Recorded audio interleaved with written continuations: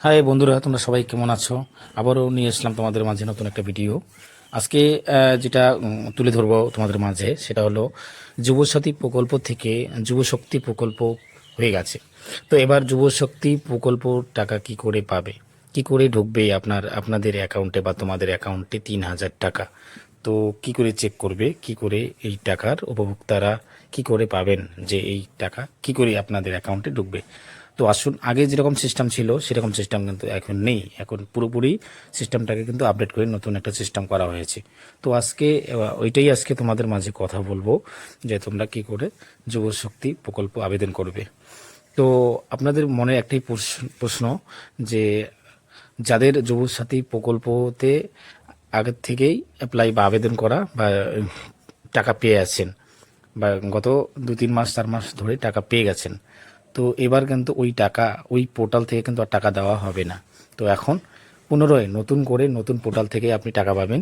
সেটা পোর্টালের নাম কি? যুবশক্তি প্রকল্প। তো যুবশক্তি প্রকল্প টাকা পেতে গেলে তো এইবার মানুষের অনেকই প্রশ্ন যে আমার কি নতুন করে আবার ফর্মটাকে কি জমা দিতে হবে? হ্যাঁ, নতুন পুরন যারা আছে, মানে যারা জমা দিয়েছেন তাদেরকেও আপনার নতুন করে আবার দিতে হবে। যারা জমা দেননি তাদেরও কি নতুন করে কিন্তু এই যুবশক্তি প্রকল্পেও নাম নথিভুক্ত করানোর জন্য অনলাইন বা অফলাইন ফর্ম ফিল আপ করতে হবে। তো তাহলে এবার বুঝতে পারলেন যে যুবশক্তি প্রকল্পের টাকা কি করে পাওয়া যাবে। তো এবার সবারই মনে একই প্রশ্ন যে আমরা যুবশক্তি প্রকল্পতে আবেদন করব, বা আমরা আবেদন করে রেখেছি, তাহলে আমরা যদি আবেদন করে রেখেছি তাহলে আমাদের টাকা কবে থেকে দেওয়া হবে, কবে থেকে ঢুকবে? আশা করি যেটা আমরা আপডেট পেয়েছি, তো আশা করি আগামী 1 জুন থেকে এই যুবশক্তি প্রকল্পে টাকা দেওয়া হবে। তো যাদের মানে অলরেডি ডিবিটি লিঙ্ক করা আছে, এবার ডিবিটি ছাড়া কিন্তু টাকা কাউকে দেওয়া হবে না আশা করি। কারণ ব্যাঙ্ক অ্যাকাউন্টে দিতে গেলে অনেক একটা সমস্যার সম্মুখীন হচ্ছে। তো এবার সরাসরি অ্যাকাউন্টে না দিয়ে সরাসরি ডিবিটির মাধ্যমে মানে টাকা ট্রান্সফার করা হবে। তো এবার বুঝতে পারছেন যে বাধ্যতামূলক ডিবিটি লিঙ্ক করতে হবে।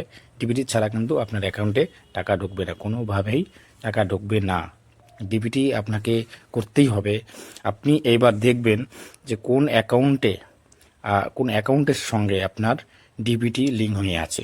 যদি এমন একটা অ্যাকাউন্ট আছে আপনার অ্যাকাউন্টটা ব্লক, ওই অ্যাকাউন্টের সাথেই ডিবিটি হয়ে আছে, না এরকম না, আপনাকে রানিং অ্যাকাউন্টের সাথে ডিবিটি লিঙ্ক করতে হবে, তবেই আপনি পাবেন এই 3,000 টাকা। অন্যথা টাকা আপনি পাবেন না। তো এই যে ডিবিটি আছে, ডিবিটি যদি আপনি না পান, আপনি যদি না বোঝেন ডিবিটি কাকে বলে, তো আপনি নিয়ার বাই কোনো একটা সিএসসি বা অনলাইনের স্টোর বা অনলাইনে সাইবার ক্রাইমে যোগাযোগ করুন। ওই দোকানে গিয়ে বা খুলে মেলে কথাটা বলেন যে আমাদের বা আমার অ্যাকাউন্টের সাথে ডিবিটি লিঙ্ক নেই, তো আমি কি করে ডিবিটিটা লিঙ্ক করব, তো আমাকে ডিবিটি লিঙ্ক করে দাও। অন্যথা ডিবিটি লিঙ্ক না করলে কিন্তু আপনি আপনার 3,000 টাকা পাবেন না।